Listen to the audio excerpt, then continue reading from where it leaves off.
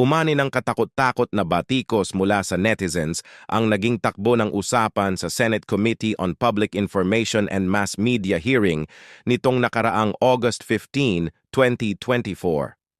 Pinamumunuan ang komite ni Senator Robin Hood Robin Padilla na isa ring action star. Nagtanong ang senador sa kanilang panauhing pandangal na si Attorney Lorna Capunan tungkol sa sexual rights ng isang lalaki kung in-heat siya at ayaw ng kanyang may bahay.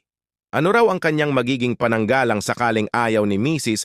at pagdating ng panahon ay sasampahan siya ng reklamong panggagahasa dahil pinilit siya nito.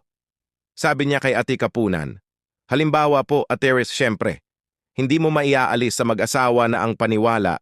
Lalo kami, ako, meron kang sexual rights sa asawa mo So halimbawa, hindi mo naman pinipili kung kailan ka yung in-heat, ano. So, paano yon pag ayaw ng asawa mo? So, wala kang ibang paraan talaga para maano yung lalaki? So, paano? Mambabae ka na lang ba? Di kaso na naman yon. Ano ang pwede mong sabihin sa asawa mo na wala sa batas?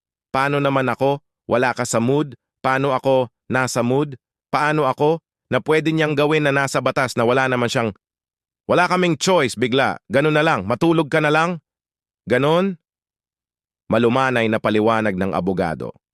Kung minsan kasi yung no naman ng babae, hindi naman arbitrary.